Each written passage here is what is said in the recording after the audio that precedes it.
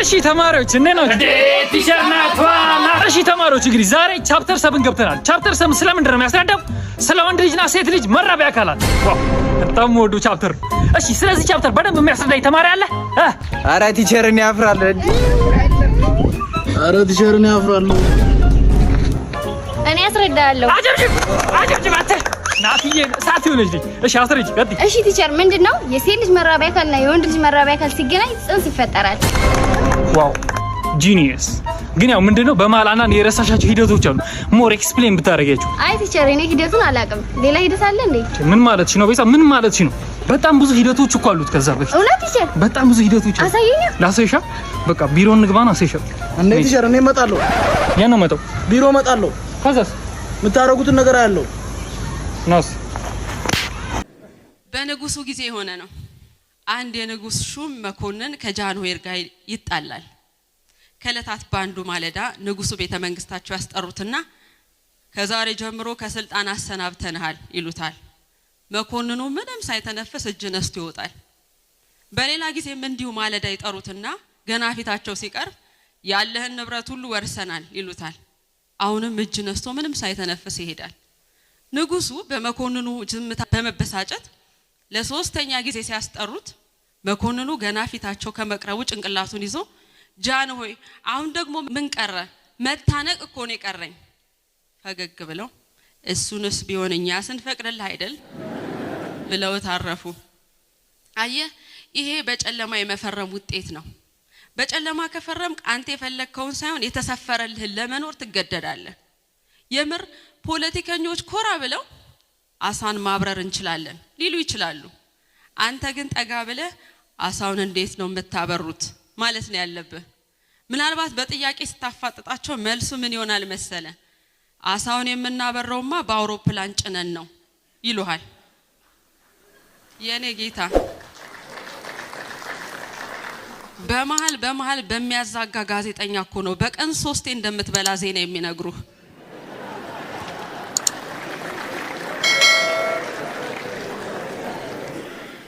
አንድ ንጉስ ነው አሉ የፕሮፓጋንዳ ክፍል ኃላፊውን ይዞ ለአደን ይወጣል። አደኑ ቦታ ሲደርሱ እንዳጋጣሚ ንጉሱ ኢላማ ውስጥ አንዲት ቆቅ ትገባለች። ንጉሱም አነጣጥሮ ይተኩሳል። ነገር ግን ቆቋ ከተተኮሰባት ጥይት አምልጣ ትበራለች። በዚህ ጊዜ የፕሮፓጋንዳ ክፍል ኃላፊው ወደ ንጉሱ ዞሮ የሚገርም ነው ጌታዬ፣ የሞተች ቆቅ እንደምትበር ያየነው እኮ በእርሶ ስልጣን ዘመን ነው በማለት ጮኸ። ያው ይሄንኑ ነው ዜና ብለው የሚያቀርቡት። እና የሚሉን አትስማ፣ እነሱ የሞተ ቆቅ ሁሉ ማብረር ይችላሉ። አንዳንዴ ሳስበው ይህች ሀገር ቲያትር ቤት ትመስለኛለች። እነሱ የመድረኩ ላይ ተዋንያን፣ እኛ ደግሞ ቲያትሩን እያዛጋን የምንመለከት ታዳሚዎች። ለምን ቲያትሩን ለቃችሁ አትወጡም የሚል አስተዋይ ጠያቂ ሊኖር ይችላል። መልሱ ግን ቲያትር ቤቱ የባህር በር የለውም የሚል ነው።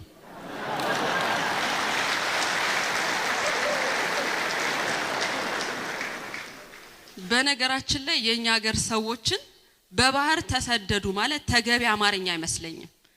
ባህር ሳይኖረን እንዴት ይሆናል?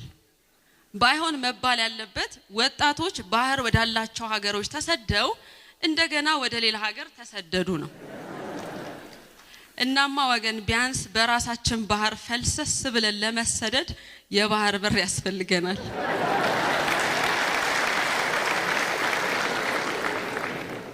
ለዚህ ነው የአፋቸውን ፍሬ እየበላህ አትጥገብ የምለው።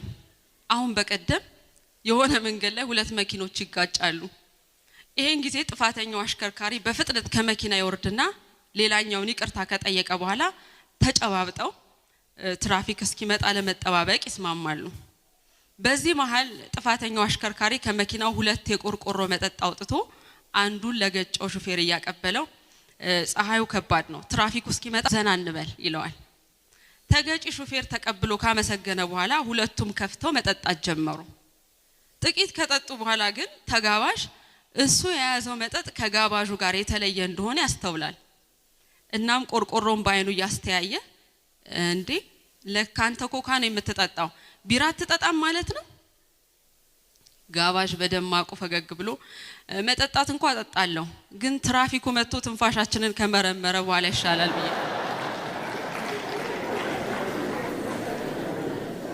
እንግዲህ አንዳንድ ሰዎች እንደዚህ ናቸው የሥራ ማስታወቂያ እንኳን አይተሃል እድሜ ከ18 እስከ 24 ይሉና እድሜውንስ ደርሻለሁ ብለ ዝቅ ስትል ተፈላጊ የሥራ ልምድ 24 አመት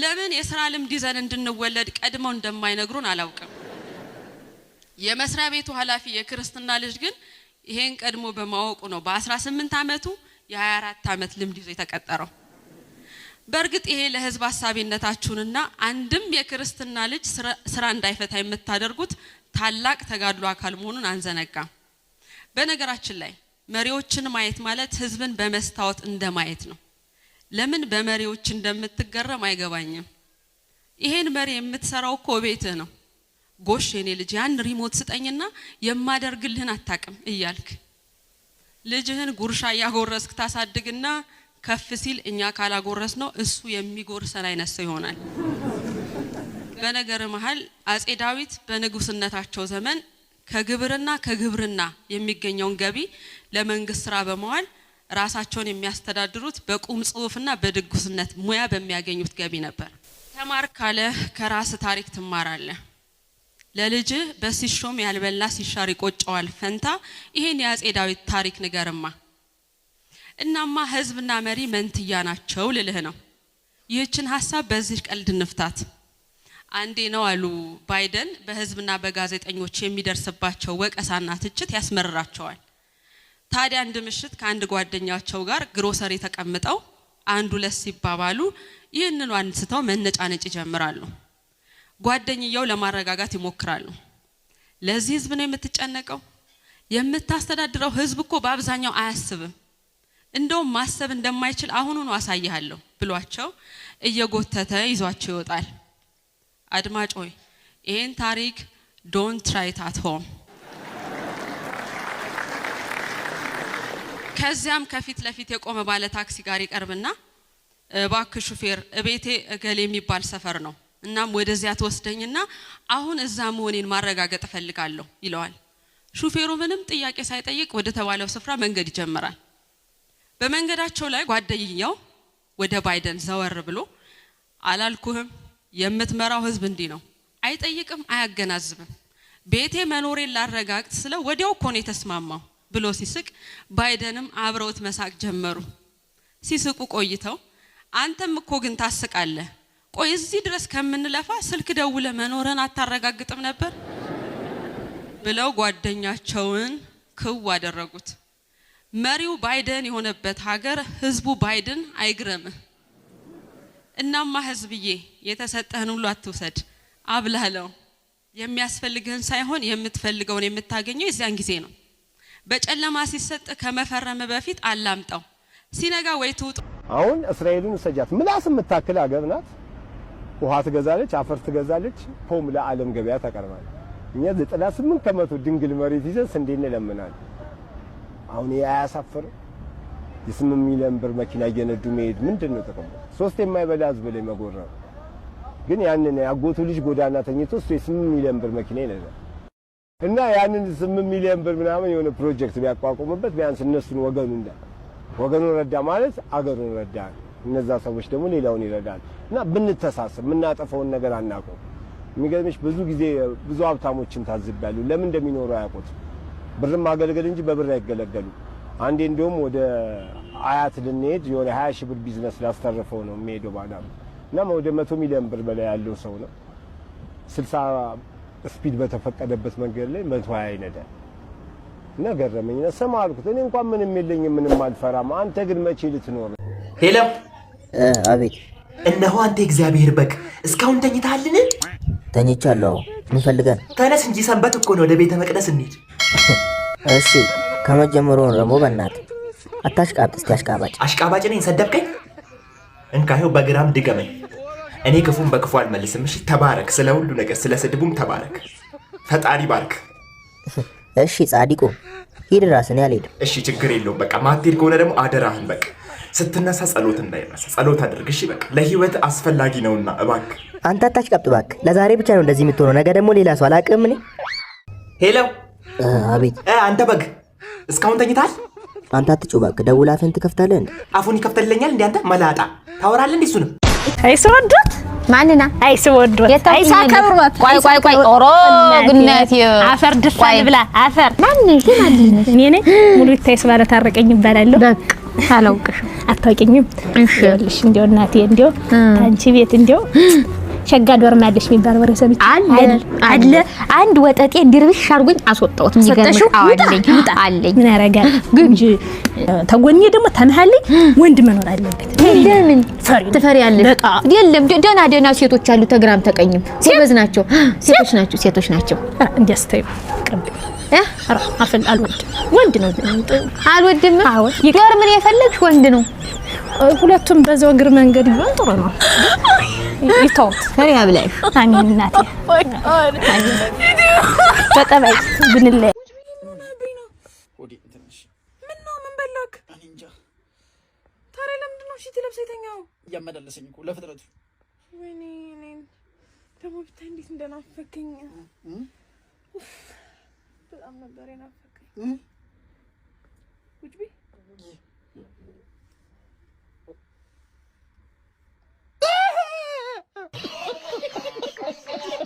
ገንዘብ ከሌለ የቤተሰብ ስብሰባ ላይ በጥርስ ምሪንዳ የምትከፍተው አንተ ነህ። እሱ ብቻ አይደለም እጅ የምታስታጥበውም አንተ ነው የምትሆነው። ለምን የለም ማስከበሪያ የለም። ቀልድ አንተ ዝም ብለህ ቀልድ እኮ አይደለም። ቆይ ምንድነው እኔና አንቺ ካልተግባባን ምንድነው ጨቀጨቃ? ምን አባካ ገባ እንዴ? ጭንቅላት ዞሬ እዱ ታረቁ አይደል? በኔ ምክንያት ታረቁ? አዎ ወይ አስታረቅኳቸው እኮ በኔ ምክንያት። ሄሎ ወይዬ ቤብ ወይዬ ሀንዬ እንዴት ነው? በእናትሽ እየበረታሽ ነው? እየበረታሽ ነው ማለት ምን ሆንኩ? ምን ሆንኩኝ ማለት ሳያትሽ አይደል እንዲያረፍት ግራምፓ ወይኔ ግራምፓ ጥሩ ሰው ነበር እኮ። ቆይ ምንድነው ሲጀመር አታለቅሽም እንዴ አንቺ? ምንድነው? አረ ቅድም አልቅሻለሁ። አሁን እኮ ሜካፕ ተሰርቼ ነው ይጠፋብኛል። ለዛ ነው ሜካፕ።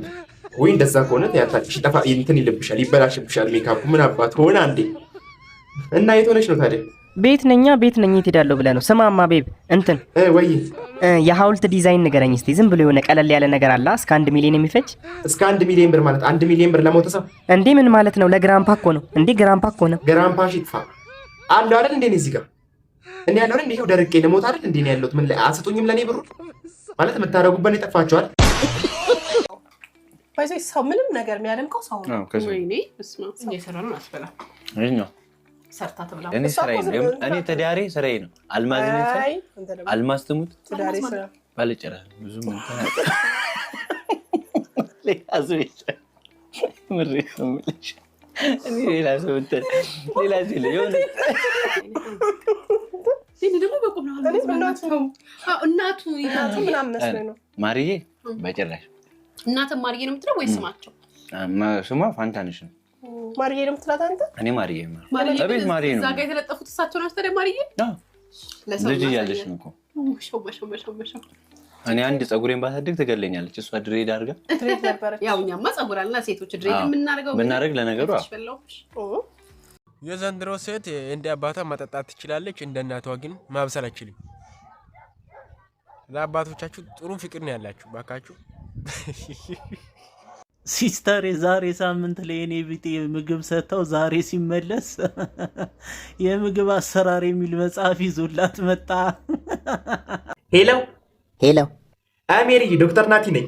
ዶክተሩን ተው ናቲ ነኝ በል። እሺ እሱ ችግር የለውም። እንትን መርፌ ያልወሰድሽም መተይ ዛሬ ደስተሽ ነው? ምንድነው? አይ አልመጣም ማለት አልተስማማኝም ማለት ለኔ ተስማምቶኛል። አሜሪ ለኔ ተስማምቶኛል ማለት አልገባኝም። ምንድነው የምትለው? ስልሽ መተሽ ብትወስጂ ይጠቅምሻል። እንዴ ሜሪ ለምን እንደዚህ እንደራረጋለን? ሰውዬ ያመሃል። ስለምንድን ነው የምታወራው? ማለት ይጠቅምሻል። ጥሩ ላይ ነበር አይደል? እንዴ ሜሪ ለምን እንደዚህ ታደርጋለሽ? ሁሉን ነገር ካየው ማን ነው? ነይ ሜሪ ነይ በእናትሽ ፕሊዝ። አልመጣም አልኩ እኮ እኔ አልተስማማኝም። ሽሮፕ ጀምሬያለሁ። አንቺ ዛሬም ድጋሚ በህይወቴ ለመጮህ ነው የመጣሽው ማለት ነው? ድጋሚ እንደዚህ እንትን ብለሽኝ ሜሪ። ሰውዬ ሌላ ዓላማ አለ? ምንድን ነው አልገባኝም። በግድሽ ነው የምትወስጂው አንቺ። አበዛሽ አሁንስ። እሰይ በግድሽ ናና ውሰደኛ ና ከቤት ውሰደኝ። አንቺ ምንድን ነው አፍሽን መካፍሽው? እርኩስ ነሽ አንቺ። የኔ ግፍ ደግሞ እንዲህ አትወልውሎ ካልደፋሽ ታያለሽ። እሺ እርኩስ እማትገመት ሰው ሁን ኤልያስ፣ ሰማኝ አይደለ? ማንም ሊገምት አይገባም። አንድ ካፌ ገብተህ ወይ ሬስቶራንት ገብተህ በየእንት ካልክ ለምንድን ነው የሚመስላቸው? ምበለው አንተ ግን ምን አትልም? አትበለው። ትወጣለህ። ሳልበለው ትወጣለህ። ይሄን ያህል ነው ማለት ማንም ሊገምት አይገባም። ሰማኝ ኤልያስ? አልገመትም። ማንም ሊገምት አይገባም። አንተ ምንድነው እሱ? አልገመትም። ወተት ልጠጣው ባልሆነ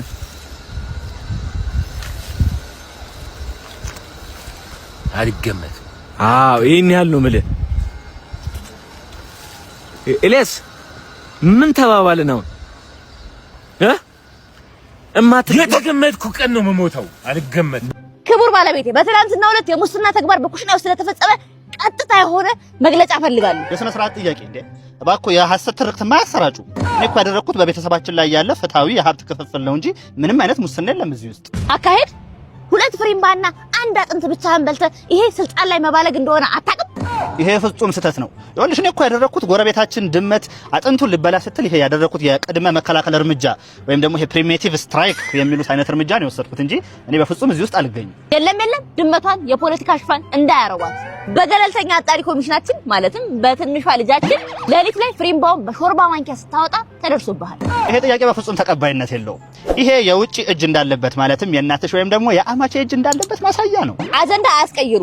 ባደረጉት የበጀት ምክንያት ከዛሬ ጀምሮ እራት ጾም ሆኗል። ቢያንስ በድርድር እንፍታው ወይ ደግሞ ከዛ ከጾም ይልቅ ሽሮ እንደ ሰብአዊ እርዳታ የሚገባበትን መንገድ እናመቻች። ለምን ጥያቄ ለቀጣይ በጀት ዓመት የሚታይ ይሆናል። እኔ ብዙ አይነት ቴክኒኮችን ነው መጠቀሙ። ይገርማል። መጀመሪያው እንዴት ይላል አልሰራ ካለ ደግሞ ሰውዬው የተከዝ ብለ ታፈጦና ትሏል ሳይሰማ ማለት ነው። እኔ ብዙ ምግብ ምናምን ይሰጠኛል፣ ይገርመኛል። እኔ ምግብ አልፈልግም፣ ብር ነው በፈልገው ገዝቼ ለመብላት። እንዴ አንተ ልጅ ነገር አለ እጅ አለ ለምን አሰራ? ሞኝ ነህ እንዴ? እጅና እግር ስላለኝ መስሎኝ ይሄን ስራ መሰረው እንዴ? እኔ እኮ ዳቦ ግዙልኝ ብዬ እኮ ቤቴ ገዘው ሰው ባልገመት ሰው እኮ ነኝ እኔ። ብዙ ሰዎች ራስ የኔ ቢጤ ይሉኛል። ዞሬ ነው መስቀው በጣም ነው ቢገርም። እኔ አውቃለሁ የነሱ ቢጤ እንዳልሆንኩ እንዴ። እኔ ጥግ ድረስ አለኛ አሳቢ እንዴ። ጉድ እኮ ነው። እሺ ለማይ ሳይጸዳዳ የሚባለውስ ነገር እንዴ ምን አገባኝ? እኔ ሲጀመር አላምንበትም። እኔ እሱን አባባል ተጸዳዳው አልተጸዳዳው አንተ ምን አገባ? ምንድነው የሽንት ቤት ወሬ መታወራው? ሄሎ ጓዴ፣ ኧረ እባክህ እና ልከሰታ በቃ እከሰታለሁ፣ አሁኑኑ እከሰታለሁ። እቺ ቻው ጓዴ። ጓዴ እኮ ነው ቦሌ መስመር አየር አለ ና እኮ ነው የሚለኝ። በቃ አላስቁም ይሄዳል። እሺ ሄዳለሁ፣ ግን አሁን የቀረጽክልኝ ፖስት አድርግልኝ። አይታወቅማ ዘንድሮ ቻሌንጅ ምናምን ሊጀመርልኝ ይችላል። ዘንድሮ በሰራ አይደለማ ባስጮኸ ነው።